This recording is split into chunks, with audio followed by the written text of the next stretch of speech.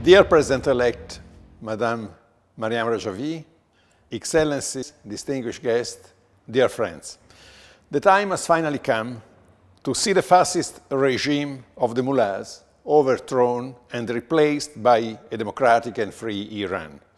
Now more than ever, after 4 decades under the tyranny of this Islamic Republic, Iranian people deserve a secular and peaceful democracy, governed by the rule of law and abiding to international rules and principles concerning human rights, freedom of religion, justice, political pluralism, and individual freedoms.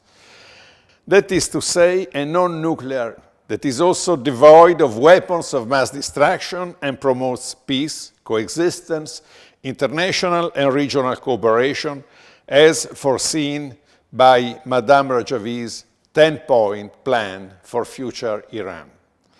4 years ago, in Villepinte, in the heart of Europe, we had a further and astonishing evidence that the Islamic Republic of Iran fully deserves the definition of the world's #1 terrorist state, a disgraceful plague that the entire international community should feel the duty to strongly oppose and remove from world's history.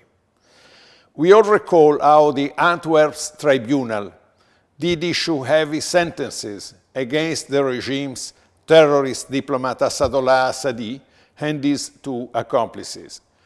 All of us hailed those decisions, which did clearly recognize Iran as a terrorist state. But there is now a serious risk that the victory of justice against a terrorist state may be reversed now and end up with the victory of terrorism against international justice and international security. The entire international community and the European Parliament are appalled by the decision undertaken by the Belgian government to negotiate a treaty with the Iranian regime in order to exchange innocent hostages seized by Iran with the aim of exchanging them with convicted terrorists. If that horrible mistake would ever happen, that will seriously disrupt the European security and will compromise states' capabilities to prevent and fight international terrorism. Iran's terrorist organizations, such as MOIS and others, will even more consider Belgium and EU countries as safe havens, where they should continue building their international criminal networks. Furthermore, at global level, that shameful treaty would disrupt the international justice, given the fact that any convicted criminal belonging to a rogue state could from now on feel confident that his authorities will, sooner or later, rescue him by kidnapping citizens of the state where the trial did take place in order to exchange them.